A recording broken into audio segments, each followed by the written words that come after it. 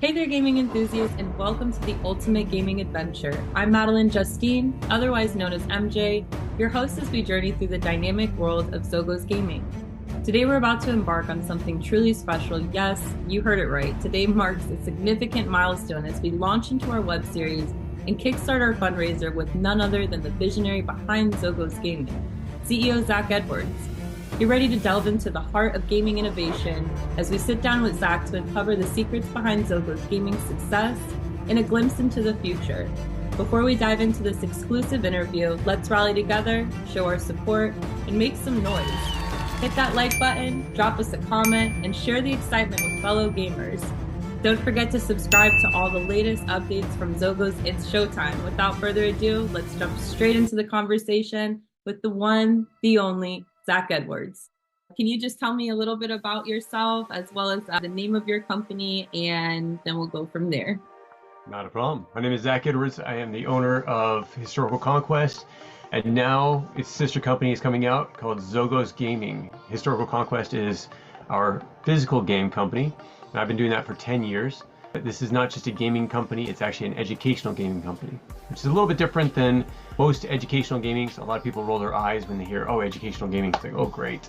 This is actually an educational game where we actually do like 70, we believe in the 70-30 principle. 70% is fun instead of 70% educational, and 30% educational.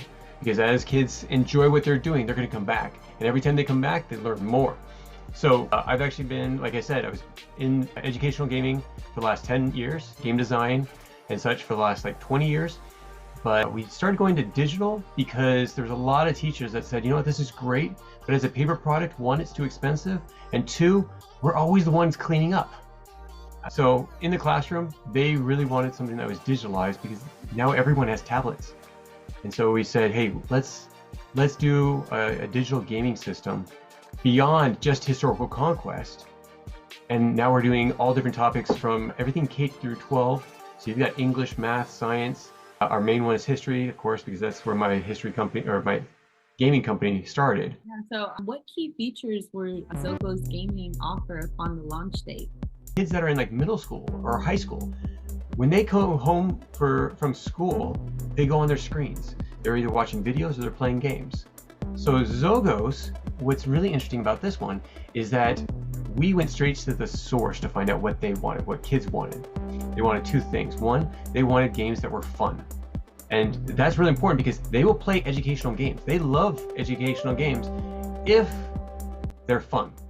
And that's a big stipulation because a lot of them, they'll play them a few times and then they're done because there's so much education and so little of the focus on fun and imagery, special effects, those type of things. And that's, as adults, we basically have done that to them. We've shown them all these great things, and then all of a sudden we set you in a classroom for 6 hours in a day or 8 hours in a day, and you start drowning and sleeping. And anyways, it's like, but with Xogos, again, we went to the source, and they said they wanted two things. One, games, and then they also said, well, what would be great is we want to see what we get out of this. So they go to a math class, English class, science class. They're like, okay, so what are we getting out of this? Are we ever going to use this? So we said, okay, so what you're looking for is you want to be able to see the results. And they said, yeah, we want to see results. It's like, what if it was an incentive? And like, ooh, yes, that's what we could do. What kind of incentive? So I said, what if we had a coin system? It's like, well, that's great. Is it just points? No. What if you could use them in the apps? I don't know if you know of these other systems. There's like Roblox. My kids love playing Roblox. They'll play it and they'll spend $100 in there. The problem is, as a parent, I don't want that to happen because one, they're playing games that have no benefit to them, Yeah. But also, I don't think I was allowed to spend $100 as a kid. oh, we won't either, but they would. So we actually got to the point where we're like, you know what? No, wait a second. We're not going to spend this money on there. And so they can play the games and things are fine there. In our system, our incentive program is very different. Our incentive program is where kids actually earn them on the screen or even off the screen. And I'll get into that in a second. But the kids will actually earn them by playing games. You don't have to spend any money when you're in the system. The system is there for kids to be able to have fun, and they don't have to worry about people getting powered up because they have a ton of money to put towards all their extra power-ups or all their extra skins, things like these other systems. In our systems, there's 3 ways of earning coins. First one is by gameplay. So you play games, you hit milestones, you hit improvements. Again, all these are educational. So there's certain incentives in here to play certain games as well. And you earn coins. The second way is that you actually play, you go to school, you do well academically, and you're rewarded, whether it's through your teacher or through your parents. The parents will actually get them to their account. They can't use them. They can only send them on to their child if they do something that shows they're academically improving or such. When their grades come out maybe, or something that happens in the classroom. So they're incentivized to do well in school. But here's another one that most people find very interesting. A lot of times, kids don't have any experience with volunteering, service projects, community service. So we actually incentivize them on the program by them going out and serving in the community. And we have an app, a program in there that you actually see in our, we have a fundraiser going on right now to create this program as one of the programs in the fundraiser. But it allows the students to be able to experience volunteering. And here's an interesting thing. So some might say, hey, I don't know if I want them to have to be incentivized to go serve. But here's the thing. A lot of these kids will never have the experience or the time or the desire to go out and serve the first time. So they'll never see the benefits of it. Once you go out and serve, you're going to feel the benefits from it. And hey, you know what?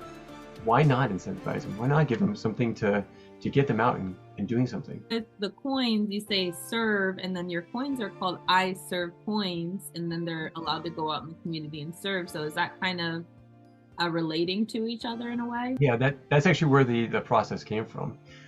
Sorry, I don't know if you want to go this direction, but this actually all spurred from, it was a grant that we were working on for USAID down in St. Lucia. So island down in the Caribbean, they had a really big issue with their education system down there, and they were asking for help. And so one thing that we did, we had this large package that we were doing for them.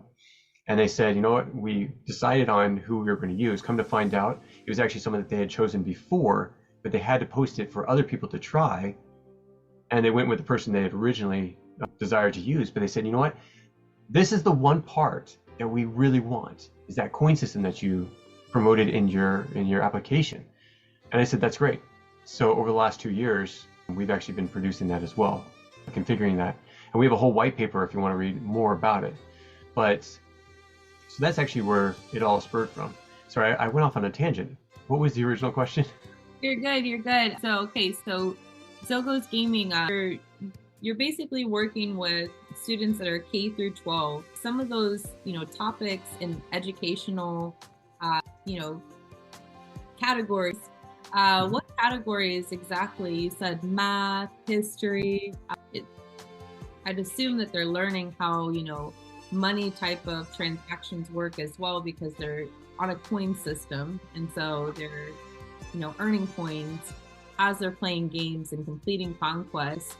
So what all are they're learning exactly in these different conquests that they're going on in the games? So I don't know if we're able to do this, but I'd love to share a video, an image with you, if I could. Yeah. These are all the games that we have in production right now. It's some phase of design or development. So at the top you have Time Quest, Lightning Round. Those ones are already playable. Historical Conquest, the one underneath that, is actually in the beta phase. So one interesting thing, Lightning Round, it's on phase 1. Phase 2 will be more interactive. But the basic idea is this is taking a test of gamifying it. This allows the person that's playing the game to actually, the teacher can submit questions and the kids can actually play the game answering these questions against their other classmates, like a pre-test, but even more than a pre-test, a regular test. So it's gamifying it. They get points for doing it. So the more that they do the pre-tests and also the tests, they're actually earning points that convert to coins, and the coins you can actually use in the system. So other ones that come up are, and you can see underneath the name, the different subjects they're at. So Totally Medieval is, we actually have the physical game. I've got boxes of them like right beside me over here. But that's our physical math game, which we're actually digitalizing. It's 50% through. It's design phase. You're talking about the finances. Debt-Free Millionaire is actually our personal finance class. And this goes through like every situation you can go to. We actually designed that to be a physical game, but there's too much logging in. The kids were spending most of the time writing down their information, how much money they're earning, those type of things. And so it became less of a game and more of an assignment. So we said, you know what, we need to cut it out here and digitalize this. This needs to be one that needs to be digitalized. History Simulator, so we call it BATS, is actually one of our history games. It's actually a simulation game where kids can actually experience different events all throughout history. And that one, we're actually working with the Department of Education to get that published. Then the iServe service app, that's the one we were talking about, where kids can serve and get points for it or coins for it just by serving locally, as well as, I mean, we're talking about humanitarian aid. If you're creating packages to go off to places that were hit by a tornado or hurricane, those all get those types of coin incentives. Panic Attack is actually one that I'm working on, funny enough, with my wife. She's a mental health specialist. And so we're actually helping kids to understand their mental health and be able to manage the struggles. But it's played much like the game of Among Us, if you've ever heard of that game.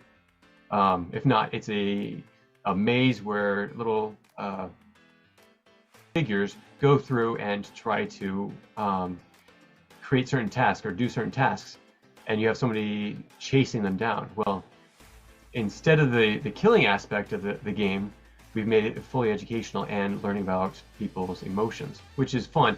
And it's not, again, it's the 70-30 principle. 70% fun, a little bit of education so they can want to keep playing it and learning. Try Gym is actually where you're incentivized on the screen while doing things off the screen.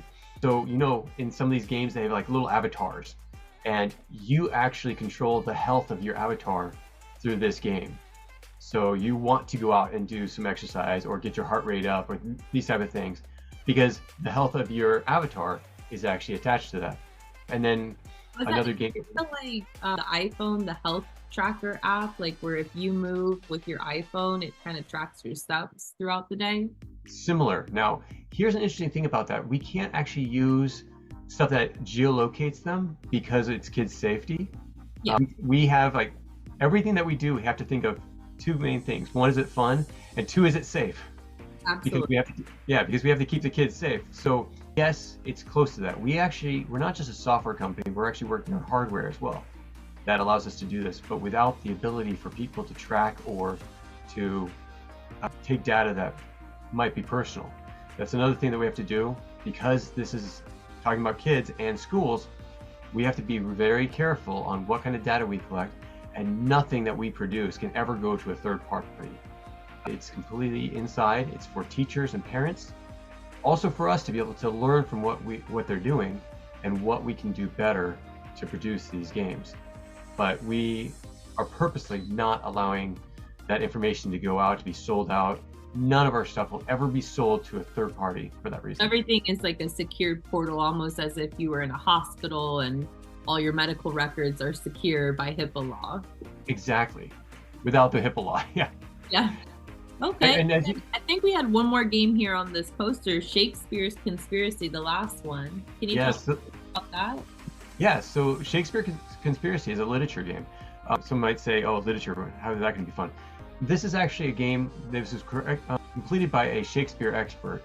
And so it's in the design phase, the rules are already set up. We're just waiting for these other games to go through. If you want to go to our fundraiser, you can actually see where they span on timing and when we'll be able to complete them.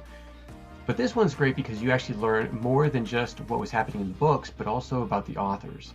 You learn about the literature itself and how it's read and such. But it's done at a kid's level. So you're able to have fun with it while learning all these different things. So because Shakespeare is one of the best well-known authors, we wanted to produce a game that spurs on him first. But this game, phase 2, is where you have different authors that you're going to be able to do. We're focusing on him first, and then we'll span out to the other ones. This one has not been in development yet. As you can see, it's in design phase. We're hoping to start development soon. But yeah, this is why almost any subject that's in K through 12 can be 70% fun and 30% educational. and kids will want to play it. So, but one of the ways that we do this is we actually focus on finding out what the students want. And so we work with them with focus groups, beta testing, and making sure that they're going to have fun with it. Because if it's not going to be fun for them, we don't want to produce it. We want them to have fun and come back multiple times, because again, every time they come back, they're going to learn a little bit more. And think of it this way also. So they might play a game like Historical Conquest. You'll actually get people's names and a little bit of information on there. But say the next time you're in class and all of a sudden you hear the name Genghis Khan. You're like, hey, wait, I have a card on that guy. And now everything that is said afterwards, after you hear his name, will be dug into your mind. You'll be able to remember it so much easier because you played with it the first time. So just by having two different sources where you hear the same name, it allows you to remember it so much better. And so all these games are based on that same idea. The kids will retain information, just a stat. So they found out actually about 30 years ago, maybe even a little bit more than that, that if you use lectures and book study in class, kids will retain about 10% of the information that they receive. If you do interactive games, including video games, they will give you about a 70% retention rate. And that's just on like activities like they did it before. These are a little bit different. So we actually foresee a lot more retention that has ever come. And so we're talking about the test scores that are happening. One of the biggest things in the news right now is the learning loss that was created over COVID. Now, COVID's been gone for a little while, but they're still feeling the effects of the COVID loss. So a lot of these kids may be at lower levels by the time they graduate than they would have if COVID never happened. So what if all of a sudden they have a system that would actually incentivize them and have them have fun with that information? Taking one more step further, if you go into, say, over the summer, every year we have so much learning loss. It takes the teachers almost a month to review everything they had last year before they can start teaching them what's happening this year. If you have games that they're actually playing, that they want to play throughout the summer, learning all these things, there's minimal learning loss, very small amounts of learning loss, especially as personalized to the student. The idea that we're going to be working on is that every student should have its own personalized education process or educational experience. And so the learning loss for that child, if they were at this point when they went into the summer, they should be at that same point when they get out of summer. If they were at lower, they could actually be higher, depending on how much time they spend in the system. So we want to help them with that learning loss. And at the same time, we want to incentivize them to get off the screen as well. And that's why we have these systems, to get them off the screen while having fun on the screen, because we already know that most students are going to be on the screen anyways. Why not produce something that will give them a benefit there? You have such an amazing vision when it comes to Xogos and what you're doing for, our higher education here in the United States. Do you plan on taking this international? Yes, definitely. So one thing we have to do, especially with the system that we have, legally, we have to keep it in the United States first. There's a lot of different things that we have to do that basically allow us to keep in the United States. And when we go off to another country, we're going to have to do a separate system, same kind of system, but because of different security laws, everything has to be done in its own process. So we're planning to start off here. Actually, one of my business partners is actually from Kenya. And so we actually plan to start producing things to help out there. And as you know, accessibility here with devices is fairly simple. Most of the schools produce or have their own devices for the kids, for each kid. Places like Kenya, there's nothing like that. So we're actually going to be helping students there to be able to get to that point where they can have the devices and have the information on their devices to do it. Again, this all takes time and money, but that's the plan. We want to get out there, and there's other things that we have that I'd love to be able to talk about a little bit more. It's going to take another interview, but and it also has to take time, because some of these things I can't divulge yet. But some of these processes are actually made for some of these games are made with other countries in mind. I'll say one that's actually not on this. It is in the design phase. It just didn't fit in the 10. It was going to be an extra one. We decided to take off. It's the next one in ours. It's called Geotag. Geotag is a game that kids will actually go online and play tag around the world, interacting with people around the world. And there's a lot more to it, but a lot of these games. We World. I don't know if you ever knew what We World or like Club Penguin. Yeah. Like it's you get to interact kind of, and you have these avatars, and you have to take care of them like they're Sims almost. So Yeah. it's really really cool. Yeah, so we've got a lot of these things that are meant for international that are just not to that point yet. Again, because we have to be careful about what we do legally in the United States and then legally in other countries. The EU has like a ton more legal processes we have to go through to do anything like this. So we know what's in the United States, we're going to perfect it here, and then we can bring it out to the other countries to follow their rules as well. Awesome. Yeah, I think we covered lots of topics here. I can't wait for our next interview. So the launch date. Don't let me forget that. That's the most important thing here. So can you tell us a little bit about when you guys plan on launching and what's the plan for that? Yep. So right now, with a $50,000 grant that we received early on, we actually created the MVP, which means minimal viable product. It's basically the thing that you'd show to investors and such. Well, we have this MVP, it's called beta phase, of our program, our platform, and 3 games out of our list up there that are already operational that the kids can play. And so this is the first stage. We are right now doing a fundraiser on Kickstarter.com to get people to come and help us produce the rest of the games. At that point, for instance, right now we have 500 subscribers. At 1,000 subscribers, we almost get another 8 games by another developer placed onto our system. But at 10,000 subscribers, we actually get another one called iCivics. They promise us to add us on at this point, and that allows us to have games on there that are not just produced by us, but also produced by other educational experts to help out with developing our platform. So the fundraiser is basically to finish the MVP, to get more people on. So the full launch is actually going to be the beginning of the summer. The beginning of the summer is when we will have the 3 games released. Our 4th game should be finalized. That's Totally Medieval, so everyone can try it out. Beta phase, we have paid subscribers already on there, but we want to hold off on just putting too many people on there before we feel that it's completely ready, and that's what the fundraiser's for. By the beginning of the summer, we should have the full system up so anybody can play it. Bugs are worked out of the 4 games that are having issues, or that are in beta phase MVP stage. And then all of a sudden, all these other games will be starting to pop up.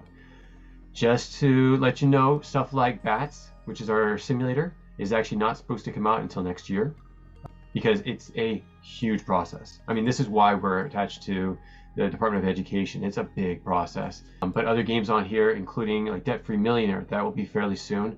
Panic Attack, we're being told by 3 months we'll have that completely done and ready. And then the iServe service app is actually one of the first ones we're working on to finalize, because that's a way of getting incentives or coins on the system. And so we want to be able to produce this app so people can start using that, especially over the summer where kids have plenty of free time and they have no idea how to spend it, minus on the screen or maybe, hopefully, playing with friends and socializing. Well, this would be a way of getting them to be incentivized to do that, to go out and serve, have fun, meet new friends, and such. So below this video, what I'll do is drop a link to where we can show people this is what our project is on Kickstarter. Here's also our website, our white page, and also anything else that we should share. We have the link for the fundraiser, and you said that there's a way that they can sign up for like a demo for beta testing so that they can kind of try out how the video games and the program works with Xogos Gaming. So yeah, all those things, what we'll do is we'll drop them down below in the video. Just to wrap this up, It's been a pleasure speaking with you, Zach. So one word, if there was one word to describe your vision for this project and what it is that you're aiming to do for the higher education space and all things education, what would that word be for Xogos Gaming? I would have to say it'd probably be innovation. Yeah, we want to innovate. We want to make education, not just us. We want to, any ed tech company that comes in and wants to help produce things for kids, we want them to see that it is exciting, it is innovative, and they will actually make a profit off of it. Right now, it's one of the least invested industries, and yet one of the most important industries. So we want to be able to show people it's like you can actually make money as a company by investing in the ed tech world. And so this is us innovating and showing the future to other companies and other people that want to be part of it.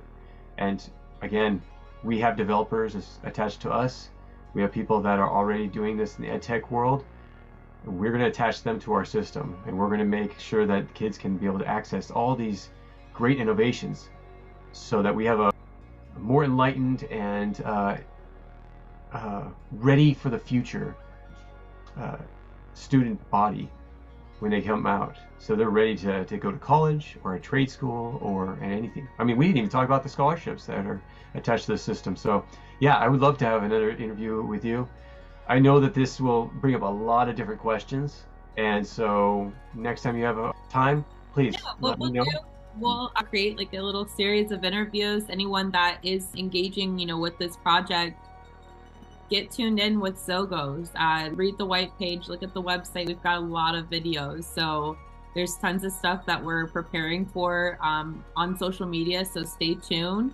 And we're going to be producing crazy content, lots of it every day. And you can stay tuned with us on YouTube, on LinkedIn. We've got a business page, Instagram, TikTok. So just watch out for what's going on because all those updates and upgrades for Xogos Gaming will be coming out.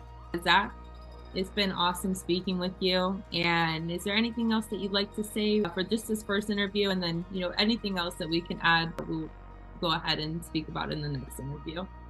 Yes, please. Thank you so much for this opportunity to talk with everyone. I just want to be able to say to everyone exactly what Madeline said. Come in, expect to learn a lot, expect to walk away with a lot of questions. I think one thing that'd be really nice for us to do at some point is to go on Twitter or Discord and actually have a live interview where people can ask questions and let everyone ask questions. I want to be I want to be one of the most transparent companies out there. I want people to be able to trust us and know that, especially because we have kids that we're working with. We want people to trust us. That's one of the biggest things. Security is the biggest thing when it comes to our children, keeping them safe and keeping them continually growing and learning. So thank you so much for joining us, everyone, and hope to talk to you guys soon. Awesome. Thanks so much.